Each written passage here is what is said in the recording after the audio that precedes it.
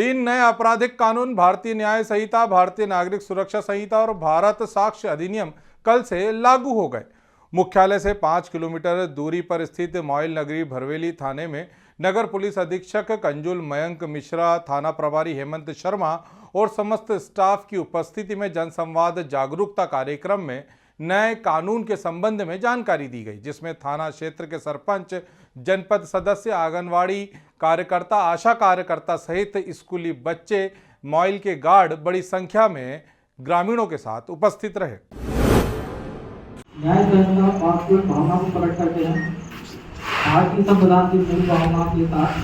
बनाया गया है। अपने मूल में रखने वाले नए आपराधिक कानून अधिक नागरिक केंद्रित बनने की दिशा में बदलाव के प्रतीक हैं।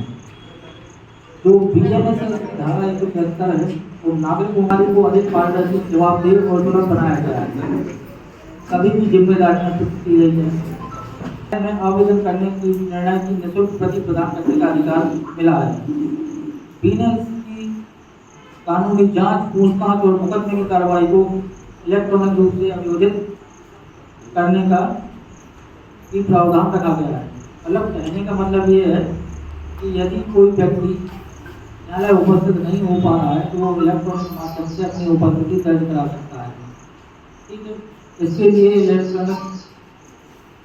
माध्यम पर जोर दिया गया है। पुलिस जैसे ही न्यायालय पहले सम्मन जारी कर दी थी और उसको इलेक्ट्रॉनिक सूचना के माध्यम से यदि आपने एफआईआर में अपना ईमेल आईडी, आपका व्हाट्सएप नंबर और सही जानकारी भरवाई है तो न्यायालय से पेपरलेस पर हो गए जो सम्मन कागज में आते थे या वारंट कागज में आते थे वो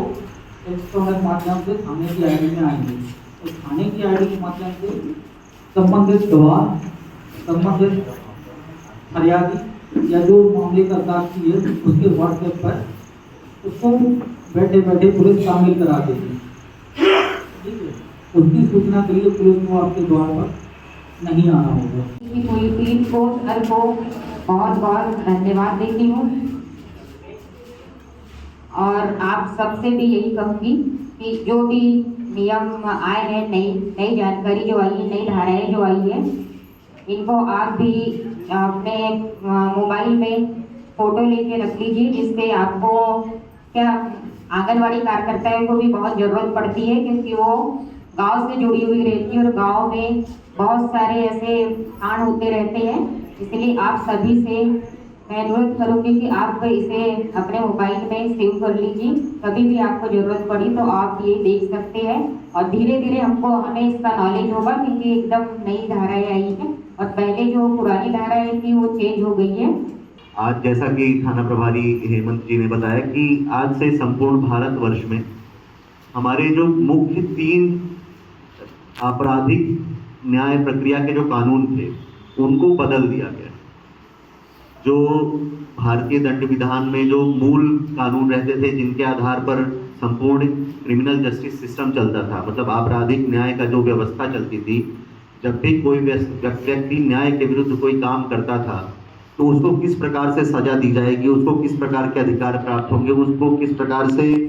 उसके विरुद्ध कार्रवाई की जाएगी, ये इन 3 मूल कानूनों से चलता था। तो वर्तमान सरकार ने इन जो मूल पुराने कानून चल रहे थे उनको बदलते हुए नए कानून लेकर आए, जिनकी पीछे की मानसिकता ये है कि हम पहले जब ये कानून लागू हुए थे, मैं इसके संबंध में थोड़ा सा आपको बताना चाहूँगा। आप देखेंगे जो भारतीय दंड विधान है वो 1860 में लागू हुआ था। 1860 में लागू करने की क्या स्थिति आई थी, आप सभी को याद है, स्वतंत्रता की पहली लड़ाई 1857 में हुई। तो उस समय पर अंग्रेजों को लगा कि ऐसी हम किस प्रकार से भारत के लोगों को अपने गुलामी में, हम किस प्रकार से हम अपना जो रूल है, हम अपना जो शासन है उसको किस प्रकार से प्रभावी रूप से चला सकते हैं। तो उनकी मानसिकता ये थी कि हमको इस भारत देश के लोगों को कानून की प्रक्रिया में जकड़ कर रखना है, हमको उनके ऊपर शासन करना है, उनके ऊपर रूल करना है।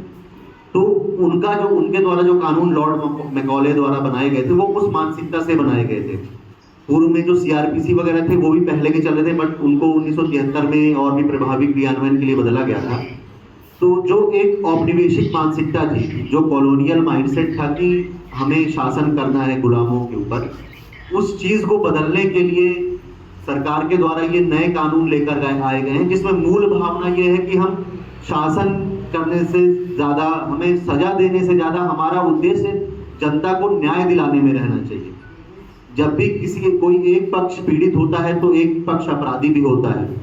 एक पक्ष जो शासन की तरफ से प्रक्रिया करता है वो भी पक्ष बनता है। तो वो प्रक्रिया किस प्रकार से अपनाई जाएगी, जो पीड़ित है उसको समय से निदान मिल सके, उसको उसने जो कष्ट झेला है उसको समय से उसके जो पीड़ा है उसको दूर करने के लिए शासन क्या कर सकता है, सरकार क्या कर सकती है, उस प्रक्रिया को सुगम सफल बनाने के लिए, आसान बनाने के लिए वर्तमान में ये तीनों नए कानून लाए गए हैं। जो भारतीय न्याय संहिता है उसमें किस अपराध के लिए क्या सजा रहेगी उसके प्रावधान किए गए हैं। भारतीय नागरिक सुरक्षा संहिता है, उसमें जब भी क्रिमिनल जस्टिस सिस्टम शुरू होगा, किसी ने, कोई व्यक्ति ने अपराध कर दिया तो उसको किस प्रकार से न्यायपालिका के समक्ष ले जाया जाएगा, उसको किस प्रकार से पुलिस उसके विरुद्ध अपराध पंजीबद्ध करेगी, किस प्रकार से उसको सजा दिलाई जाएगी, उसके विरुद्ध कैसे कार्रवाई की जाएगी, वो भारतीय नागरिक सुरक्षा संहिता में दिया गया है। भारतीय साक्ष्य अधिनियम में जो हम, जैसे कोई व्यक्ति कोई अपराध करता है तो ऐसा तो नहीं कि तुरंत उसके विरुद्ध कार्रवाई कर दी जाती है, उसके विरुद्ध साक्ष्य एकत्रित किए जाते हैं और ऐसे साक्ष्य एकत्रित किए जाते हैं जिससे माननीय न्यायालय के समक्ष युक्त रूप से साबित हो सके कि नहीं इस व्यक्ति। मुख्यालय के निर्देशानुसार आज सभी थानों में नए कानूनों के संबंध में जागरूकता कार्यक्रम किया गया है, जिसमें प्रबुद्धजनों को बुलाकर उनको नए कानूनों के संबंध में जो नवीन प्रावधान किए गए हैं जनता के प्रति जवाबदेही को लेकर उनके संबंध में बताया गया और जनता से भी पार्टिसिपेट करने के लिए अनुरोध किया गया कि जो नई मंशा है सरकार की कि कानूनों को और रिस्पॉन्सिव बनाया जाए, पुलिस एवं प्रशासन को और रिस्पॉन्सिव बनाया जाए जनता के जो कष्ट है उनके लिए, तो उनके वो सभी प्रावधानों के संबंध में उनको बताया जाए। तो सभी चीज़ें चाहिए, मुख्य धाराएँ कई जगह बदलाव हुआ है, कई जो महत्वपूर्ण प्रावधान थे पुराने कानूनों के उनको भी आगे जारी रखा गया है। संख्या में ज़रूर अंतर आया कि पुरानी धारा कुछ अलग होती थी, वर्तमान कानून की धारा कुछ अलग है और जो समय के साथ जो आवश्यकताएं थी उनको मूल रूप से शामिल किया गया, जैसे इलेक्ट्रॉनिक वीडियो एविडेंस को प्राइमरी एविडेंस के रूप में शामिल किया गया है। इसी प्रकार से बहुत सारी नई चीज़ें जो वक्त के साथ आवश्यकता थी उनको शामिल करते हुए नए कानून लाए गए। इसमें भारत सरकार द्वारा जो नवीन कानून लागू किए गए हैं 1 जुलाई 2024 से, उसके संबंध में जानकारी लोगों को जागरूक कराने के लिए वरिष्ठ नागरिक, प्रबुद्धजन, जनप्रतिनिधिगण, आंगनबाड़ी कार्यकर्ता, महिला, बच्चे, छात्र, शिक्षक, इनको बुला करके नवीन कानून के संबंध में जानकारी दी गई और उस नवीन कानून के क्या उद्देश्य हैं, क्या त्वरित कार्रवाई के संबंध में प्रावधान लागू किए गए हैं, उनके बारे में बताया गया और साथ ही ये बताया गया कि यह न्याय केंद्रित और पीड़ित केंद्रित कानून है जो त्वरित गति से कार्य करते हुए लोगों को समय सीमा में न्याय प्रदान करेगी। इसके संबंध में ये जागरूकता कार्यक्रम रखा गया था। आज जैसा कि यहाँ पर आज पुलिस विभाग द्वारा नए कानून को लेकर जो मीटिंग रखी गई थी उसमें सभी गणमान्य लोग, नागरिक यहाँ पर सम्मिलित हुए हैं, जनप्रतिनिधि लोग सम्मिलित हुए हैं। जैसा कि आज जानकारी लगी कि NIS और IPS की धाराओं के तहत नए कानून जो लागू किए गए हैं उसमें कहीं ना कहीं जनता का हित के हिसाब से ही जो कानून लाए गए हैं और मेरा सभी लोगों से अनुरोध है कि इस कानून में सभी लोग जो शासन प्रशासन को सहयोग करें और इसको अच्छे से इसकी स्टडी करके जानकारी लें, क्योंकि पुलिस विभाग एक ऐसा विभाग है जहां पर एक आम जनता की आवाज़ को लोग उठाने का काम करते हैं, उनको न्याय दिलाने का काम करते हैं। तो हम भी ऐसे कानून जो कि जनता के भले के लिए लाए गए हैं उसका हम पूरा सहयोग करते हैं और उनकी सराहना करते हैं और आगे भी हम जो शासन प्रशासन है उसका हमेशा सहयोग करते रहेंगे। ग्रामीण भारत टीवी के लिए बालाघाट से निकेश चंदेले की रिपोर्ट। खबरों में बने रहने के लिए ग्रामीण भारत टीवी को सब्सक्राइब कीजिए और बेल आइकॉन दबाना ना भूलें।